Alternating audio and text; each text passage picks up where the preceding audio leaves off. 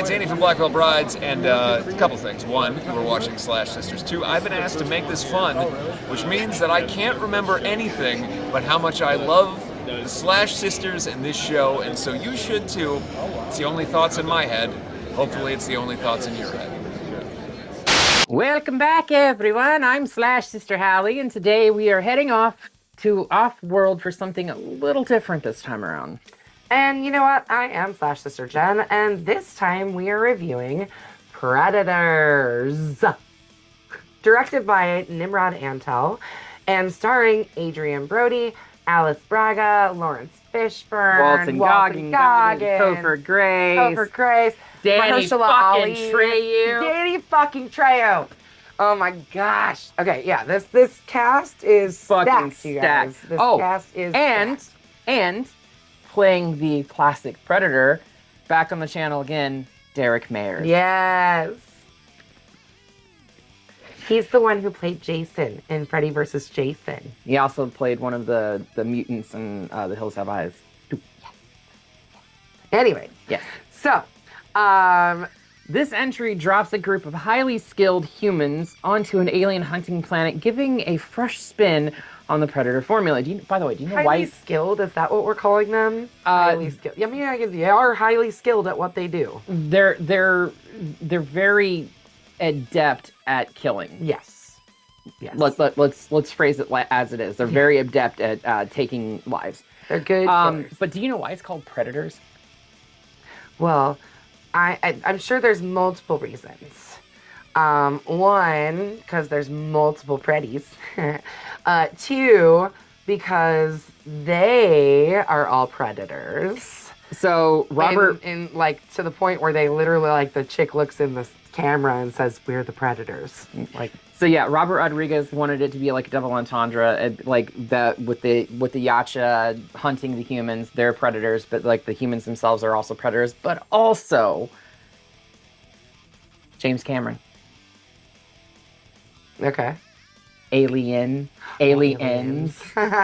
Predator, Predators. Okay. Even though we had one in between. Yeah, it doesn't matter. Predator 2 is so bad. In the best way, I guess. Yeah. In the cheesiest, weird, futuristic 80s way. Yeah. Anyways, this movie blends action, suspense, and sci-fi in a way that really feels familiar, but still brings a few new ideas to the franchise.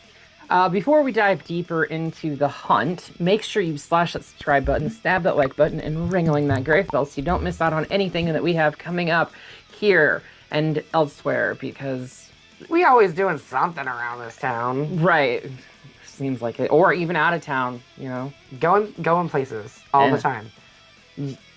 You want us to come see you? Drop a comment right down there. Maybe we'll come and see you. You never know. Just hit us with something fun and cool, and we might just make the trip. I mean, you know, we've already taken over Iowa. We're taking over Missouri later this year. Yeah, wait. Possibly. Ohio? We're coming maybe for you. Dayton, Ohio. Huh? Hey. Hey. Oh. Anyway, let's go.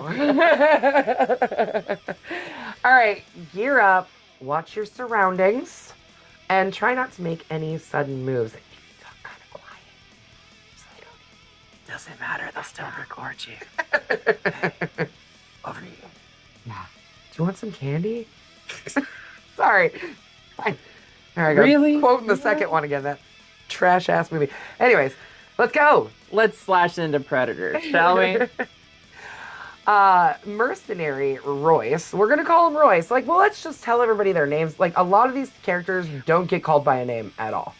So the only ones that actually drop their names are Royce, Isabel, Nolan, and Nikolai, and I think Topher Grace's character drops his name. Everybody else keeps the names to themselves. Keeps the names to themselves. That being said, though, there is prequel motion comic too that's on my Fandango, that gives you the backstory for kind of gives you the backstory for Nolan, Isabella, Cachillo, Mombasa, and Hanzo. Okay, cool.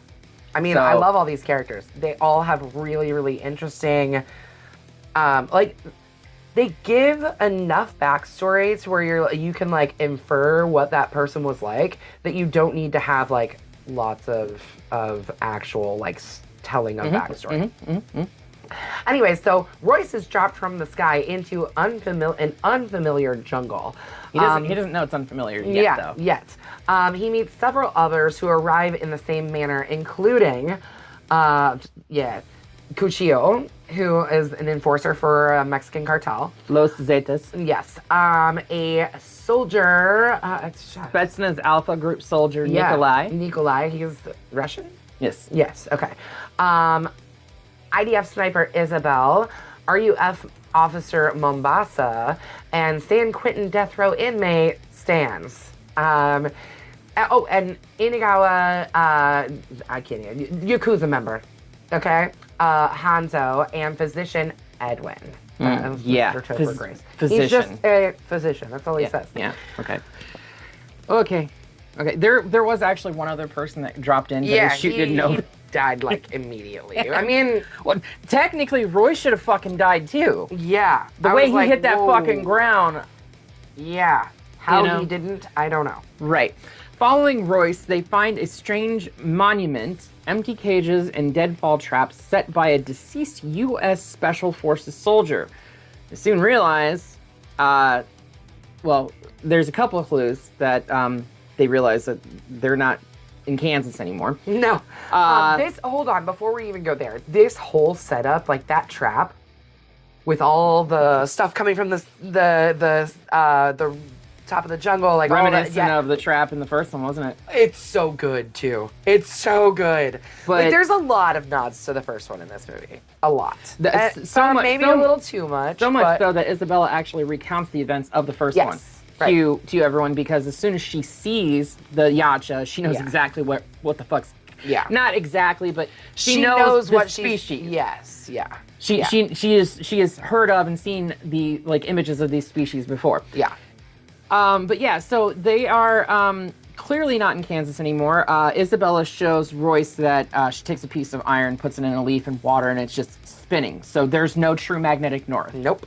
Royce points out that that coupled with the fact that the sun hasn't fucking moved since we got here, I'd say we're gonna need a new plan or something like that. Yeah. As they walk up the hill and realize that there's multiple fucking planets. But not that could actually happen in real life. Like, planets can't live that close together. Like, they would suck into each other's. Whatever. I'm not a fucking physicist. But yeah, like, it's a really fucking cool shot though. Who said they were planets and not moons? True. Could have been multiple moons. True. Just saying. It could be. Just saying. It could be not even real. Yeah. It could. We don't know. We don't know. We don't know shit. We don't know. I do like that line that Royce says to Isabella. He's like, "Can you point me in the direction of the other chutes?" And she's like, "Why?" And he's like, "Because I want to find out who threw me out of a fucking plane." Yeah. I'm sorry, but they tried. There's a lot of lines. They tried so hard to make Adrian Brody a badass in this, and it kind of worked, but it kind of didn't. Look, all I know is that last fight scene when he's got his shirt off. Uber Yautja, yeah. I mean, he's no Arnold, but come on. He did put on 25 pounds of muscle for this role. Yeah, you can see it. Yeah. You can see it. Because he's normally pretty lanky. I'll be honest, the very first time I ever saw Adrian Brody was in the movie The Pianist, where he plays a Holocaust survivor. An person. And so like now then to see him in this, it's like, oh, that's not the same Adrian Brody. Yeah, and at all. And he is pretty tall too. He's over 6 feet tall. He's tall. So after surviving a coordinated attack from a pack of alien beasts, yes, beasts. By the way, we got Trace. Well, it was multiple dogs. Oh no, oh shoot, yes, the beasts, the Yautja dogs. Which I don't know that they're Yautja dogs because, and I only know this from. I'm comparing them to demi-dogs. Right. I only know this because of IMDb, but that specific species that's chasing them, that flushes them out, and so the Yautja can see exactly what they're up against. Right. Their skull was shown in the trophy room on the ship at the end of 2. Okay, but they hunt them. but I don't know that they're from Yautja Prime though. Is the point I'm making. Okay. Because they've hunted them, they may have hunted them, found out that they're better off being domesticated to use for their own personal gains, and turned into tantamount a hunting dog. Sure. Okay. So I don't think that they're Yautja, like a Yautja subspecies, like we here on Earth have like cats and dogs as pets or something like that. I think it's another species from another planet that they've domesticated. Okay. Fair. But after they have survived this attack, literally most of them, Royce deduces that they are being hunted and the planet is a game preserve. At this point, they realize that Mr. Cuchillo is missing, and his body is then used to lure the group into a trap. And Royce figures this out. Like, he throws a rock into, like, the open area. Like, I mean, it's obvious, like, if he really needed help, he probably would have, like, been moving in some way. Hopefully. Well, be moving in some way. I know that it was Mombasa that said that I would do the exact same thing. Yep. So it's like they're all kind of figuring out like their different hunting rituals, and while the people that were dropped on this planet might not have been hunters in the same sense that the predators are, they're all hunters in their own right. Yeah. So yeah, Isabel decides to put a round through Cuchillo's chest, to which he still says, "Help me," when he clearly is fucking dead. Yeah. So they know that something's up with that right there. Yes.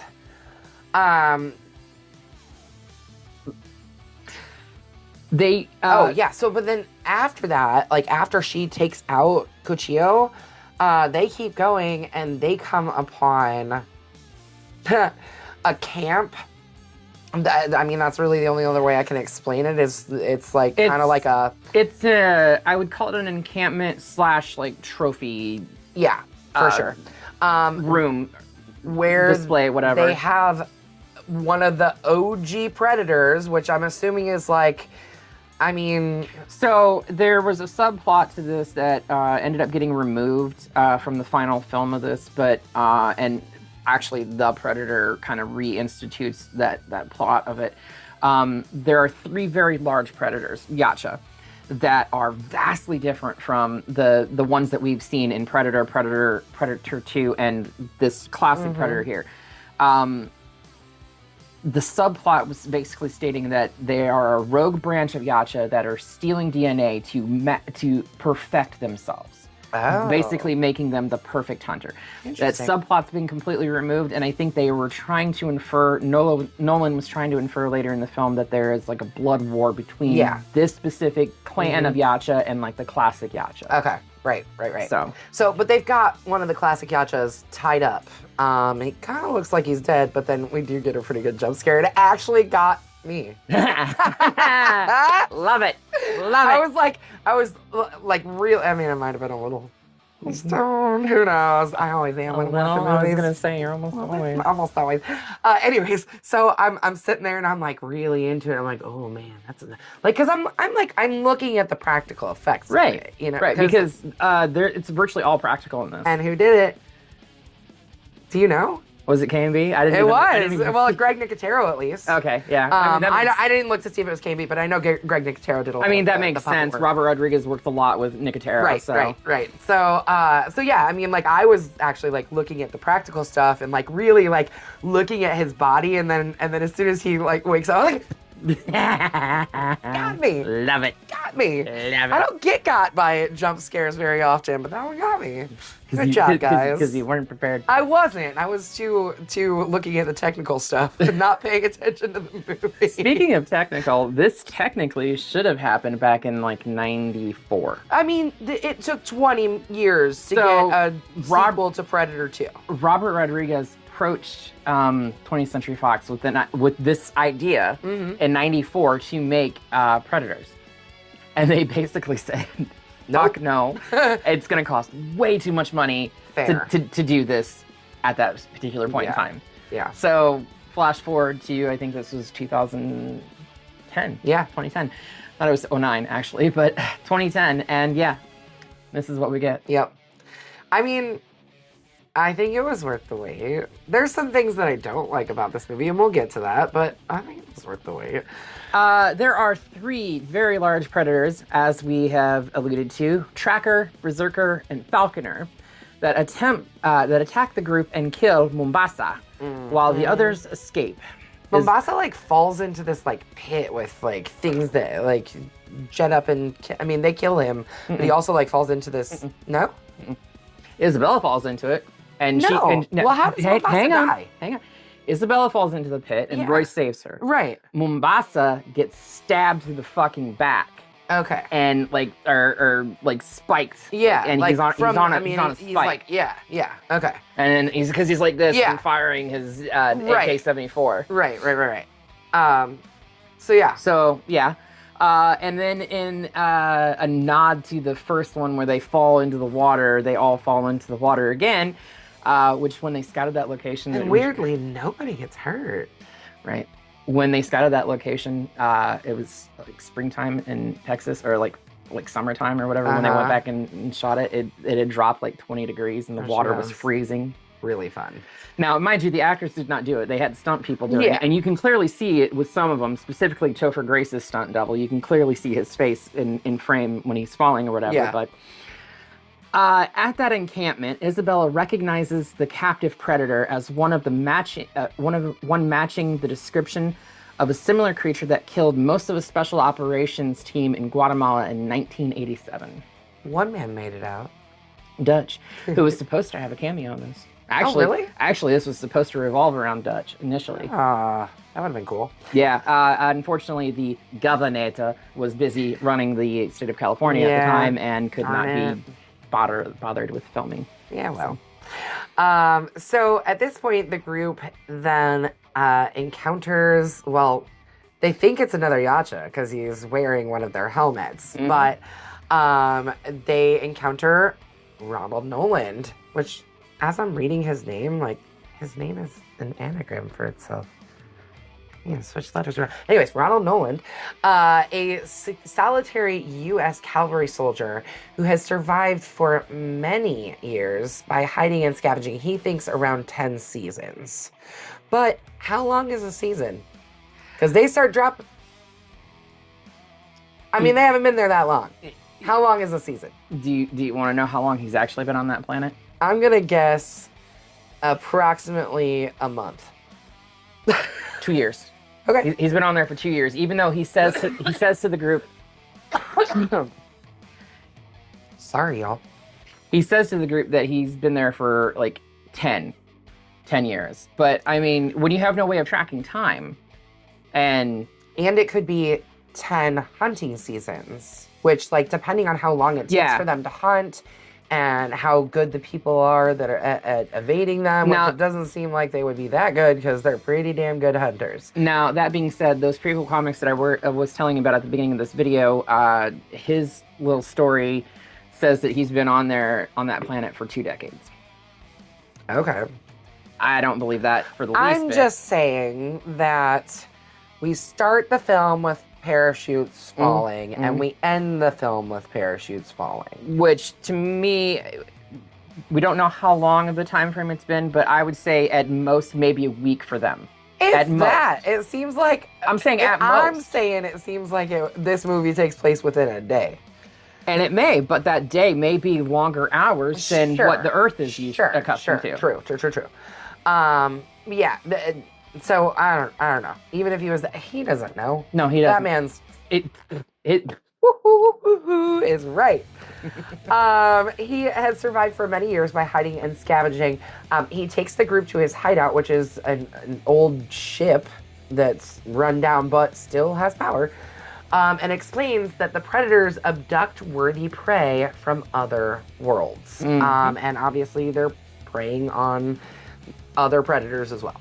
Or other Yautja. Nolan also reveals that the 3 that there is a blood feud between the larger and the smaller predators. So this is that blood feud I was telling you about earlier, where they abandoned the DNA story subplot. That's actually they actually do reinstate that in the Predator, which a lot of fans and I think Dan Trachtenberg say does not exist in this universe anymore. Irregardless. But there's a blood feud between the larger and smaller predators, which he likens to wolves and dogs. Royce devises a plan to free the captive predator, hoping it will take them home. Good luck. I mean, that's a good idea. Yeah, good luck breaking that language barrier, though. Yeah. I mean, yeah, true, but it kind of works out-ish. It would have if he got on the fucking ship. Oops. I'm glad he didn't get on the fucking shit. Anyways, let's get there. We'll get there.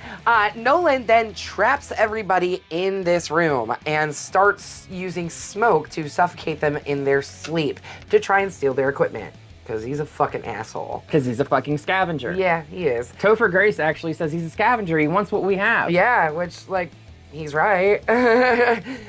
Royce uses an explosive not to help them get out, but to attract the predators to the hideout. And Nolan is found and blown up almost immediately. Like, within seconds. Right. He's like, oh, you finally found me, huh, big boy? Yeah, and then... But yeah, we didn't really talk about this, but the whole time Nolan is on screen, he is talking to someone who is not there. Right. By the way, Lawrence Fishburne shot his entire scenes in this film over the course of 2 days. 2 days, yeah. Yep. I mean, he's not in it for super long, but he's not in it for super long, but he's received top fucking billing. Did he? Danny Trejo's in it longer than Lawrence Fishburne, and Danny Trejo does not receive top billing at all, but Lawrence Fishburne does. That's a damn shame. Isn't it? Anyways, I think all in all, Nolan is in it for roughly 5, maybe 10 minutes. Okay. Right. Danny Trejo is in it for the first 30 minutes of the film, or roughly the first 30 minutes. So yeah. Yes, but he's killed by the tracker predator, and then the tracker lets the rest of them out because they're hunting. They don't want, part of... Yeah, to be fair, they're looking at it as sport, and it's very unsporting to shoot fish in a barrel. Yeah, exactly. Which is tantamount to what this is. Yeah. In the ensuing chase, Nikolai has to sacrifice himself, and I don't think he intentionally wanted to sacrifice himself, but he does it to save Edwin, Topher Grace's character, detonating She can't read sometimes, it's okay. No. Detonating several claymores in the Yautja's face after being shot in the back. Berserker intercepts the survivors, but Stans distracts it. Stans is played by Walton Goggins. Yeah, so Berserker shoots Stans, but you think Stans is, you don't know, you don't think he's dead, but yeah, he Walton Goggins gets shot by Berserker and then proceeds to attack from behind, jumps up on that thing and only gets a few stabs in, but at least gives the other group a chance to... Man, fuck this shit! You got 2 fucking guns, give me a motherfucking gun! Dude, that part, okay, there's a scene, I think it's after they fall into the water and they all swim up onto the shore and whatever, and Walton Goggins' character is sitting there and he's talking about graping. Oh, doing lots of cocaine. Right. He's like, man, when I get home, I'm going to do so much fucking cocaine. And I'm going to grape me some fine bitches. It's why? What time is it? Why do you need to do that? Bitch graping time. Why? Just, you're pretty attractive, bud. I'm sure you don't really need to do that. He's a fucking death row inmate. Yeah, he's an awful person. I mean, think about it. The woman that he has tattooed on his fucking chest with breasts exposed isn't his girlfriend. Yeah. It's his fucking sister. Yeah. Yeah, he's gross. His sister. He's gross, y'all. Anyways, but he does save the group, at least give them a little bit of a head start. A little bit. Stans does distract it, allowing the others to escape before Berserker kills him by ripping out his skull and spine. Falconer. We get that classic right. This is the first time that we actually see him rip a skull and spine out of a live person, though. No, because before the person was dead. That first time that he did it, the person was already dead and he ripped their head. Are you talking about the first one or the second one? In the first one. Okay, in the second one, Bill Paxton's character may have been alive when his skull and spine got ripped out. We don't know. We don't know what kind of condition he was in. That's true. That's true. But like he kills him by ripping the skull, and you know, I mean, like this. He totally does. This is, and then stands there for his roar with the. It's and the other one, badass. the other one, Falconer gives chase to the remaining humans. Yes. At some point, they're all running, and Hanzo stops, and he stays behind to have a duel with Falconer in very beautiful, like Asian style fight with. Which I mean, the actor that played Hanzo. It was the only one I couldn't remember. I apologize. There's only so much space up here. He fought very hard to incorporate his actual fighting style into the film, as opposed to doing like standard like kung fu and everything like that. So he is a practitioner of a specific style of martial arts. Yeah, that kind. And he wanted to use that in his fight against the Predator, and they allowed him to do so. Yeah, and this is actually a really beautiful scene. No, it is. It is. It's very, shot beautifully. It's very poignant. Yep. But ultimately very futile. Yes. I mean, he does kill the other Yautja. So we are down to one now. Yeah. Just one. One Uber Yautja. Yeah. He's like the biggest and baddest of them all. Yep. And there's the reason why he's called Berserker. Yeah. Hanzo does actually like succumb to his wounds, though. Yeah. So basically, they're going back and forth. Hanzo found a katana, a very old katana, on the ship that Nolan was inhabiting or whatever, and he took it. And mind you, he's Yakuza. Okay. Mm-hmm. He was a very skilled duelist at one point in time, and he had 2 of his fingers removed. The reason why you do that in Yakuza culture is to make it to where it's impossible to wield a sword ever again. Yeah, he says that he talks too much. Which, I'd have no fingers left, you guys. Which, by the way, is... It'd be like, shut this bitch up! That is one of only 3 lines that man has in this entire fucking film. Yeah. But he faces off with the Yautja. The Yautja and him basically kill each other in the field. Yep. Berserker then remotely detonates the ship. Nope. There we go. Yep. All right. Yep. Royce, Isabel, and Edwin continue onwards until a trap injures Edwin. Yeah, he like steps in basically a bear trap. It's tantamount to a bear trap. Yep. Yeah. When Isabel refused to abandon him, Royce leaves them both behind because I believe Edwin said, "Oh, just missed my fibular artery. What must be my lucky day," or whatever. And Royce is like, "He really isn't, bud. Yeah. That trap wasn't meant to kill. It was meant to maim. You're just gonna slow us down." Yeah. But yeah, so he leaves them behind. They are caught by Berserker, who traps them in a pit. Yeah, they get like swooped up by a net. Yeah, I honestly, when that happened the first time I watched this, because of the styling of the net, I thought it was going to. Oh.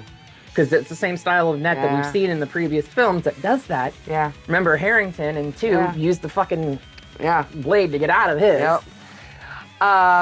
Royce returns to the camp, leaves them, returns to the camp where the classic Yautja is, and cuts him free in exchange. I mean, before he cuts him free, he basically like I want off this fucking planet. And the Predator actually, like, he gets down, puts his mask back on, and pulls up the planet of Earth and points to it, and he's like, yeah, that's exactly where I want to go. Mm-hmm. The Predator, like, remote starts the ship and has it basically coming towards them. Royce begins running towards the ship, but Berserker arrives, and there is a all-out Predator fight. There is. I mean, it's not real long, but Berserker is clearly the better Predator. I mean, there was a reason why the classic Yautja was tied up. Yeah. He was vested in combat. Mm-hmm. But eventually, Berserker does overpower our classic Yautja and does take his head off. Clean off. Yep. just gone. And we get like some beautiful green blood. Which is just glow stick and KY jelly, by the way. That's okay. No, I'm not saying it's not okay. I'm just saying. Berserker then remotely detonates the ship as it takes off from the fucking they're planet. a bunch of fucking sore losers. Yeah, they don't know how to fucking lose. They don't like to lose, so they're just like, well, fuck you then anyways. Right, they will blow themselves up if they're losing. They've done it twice before. Yep. That we know of at this point. Because, I mean... Because they suck. Sorry, no. I do like the Yautjas, but... Yeah, things get retconned with Prey a little bit. Oh, okay. Like, the pistol that Harrington receives at the end of Predator 2. Yeah. The girl in Prey receives that same pistol. Okay. I figured it probably would come back into play at some point. There's a reason, and when you see the rest of these films, you'll understand what Dan Trachtenberg's trying to do with Prey, Predator, Killer of Killers, and Predator of Badlands. Okay, interesting. But yeah, a Berserker detonates the ship, seemingly killing Royce. Edwin uses his extensive knowledge of toxins, which, by the way, there was a scene earlier where, like at the very beginning of the movie, he stops Nikolai, the Spetsnaz guy, from touching a plant that is extremely fucking poisonous. That plant is also 165 million years extinct here on Earth. Oh, really? Yes. Huh. They don't say that. That line was cut. I mean, but as a florist, I looked at it and I was like, well, that doesn't look like anything I've ever seen. Clearly, this isn't real. Anyway, he like takes his little scalpel out, picks up like the toxins on the blade, and we never see him wipe it off. See, apparently he's not actually a fucking doctor, or he may actually be a doctor. We don't know. We don't know. Maybe murdering patients. But he is an uncaptured serial killer. Yep. And he uses the toxin from said plant earlier to paralyze Isabella, revealing that he is, in fact, like, at first, like, the first time I watched this, I was like, okay, he's a doctor. He's there to actually administer medical treatment so they can but he continue the doesn't hunt. do any of that. No, he doesn't. But the first time I watched this, I was like, okay, I'll buy that. And then that reveal happens. I was like, oh, yeah, I like. Yeah, I think the first time I watched it, I don't remember having much of a reaction other than like, oh, okay. Right, but he reveals that why would he want to leave? He's there amongst his fellow freaks. Yeah, they're trying to kill you. You're not gonna last much longer, buddy. You think they're gonna be like, oh, this guy knows about neurotoxins and he's a coy little serial killer. No! You're a fucking dumbass who is gonna die very fast. Like, stick around on this planet. Anyways, Royce then reappears. Thank goodness. Edwin attempts to attack him, but Royce uses the poison on Edwin before booby-trapping his body with grenades to use him as bait. So at that point... Which was what he wanted to do initially when he fell into the bear trap. Right.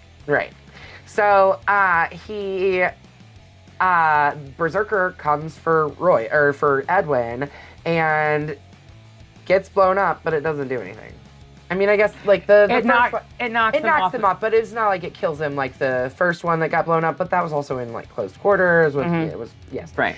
Anyways, with Isabel's help, who's still recovering from the paralyzing she's still neurotoxin. paralyzed. She like loads a weapon and is able to shoot at Berserker. And then Royce defeats him by going straight up Joyce Byers on his ass and hacking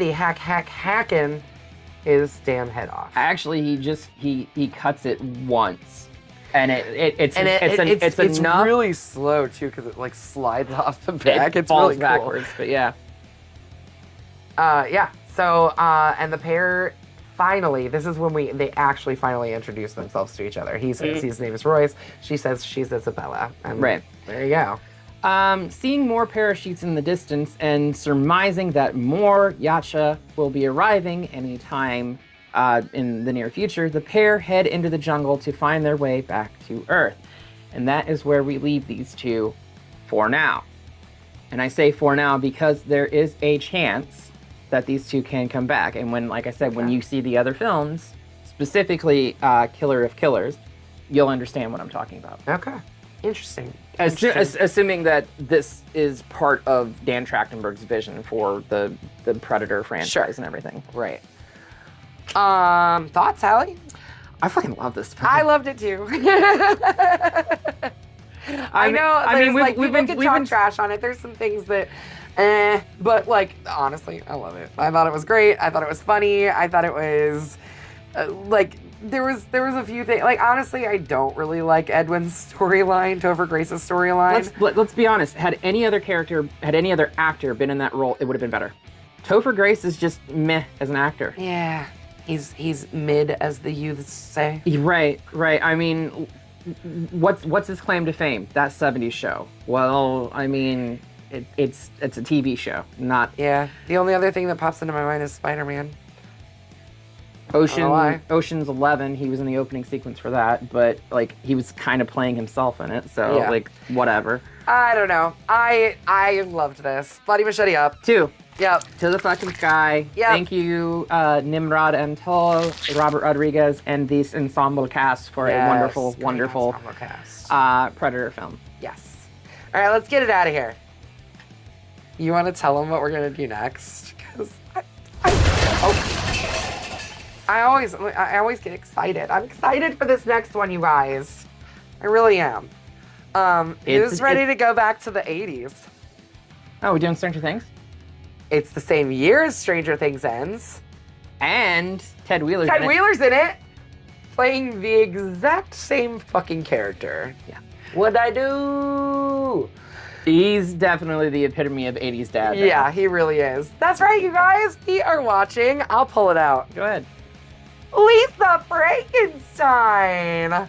Yes, you guys. So come back next week. Make sure you watch this. And then come back next week so we can, be crazy and talk about all this nonsense that is Lisa Frankenstein. Right. So yeah, make sure you come back next week and check this out. But until then, make sure you slash the subscribe button. Stab that like button. And ring-a-ling the grave bell so you don't get buried alive. You stay up to date on all the stuff we're doing right here on this channel. And until next time, we will see you all in the afterlife.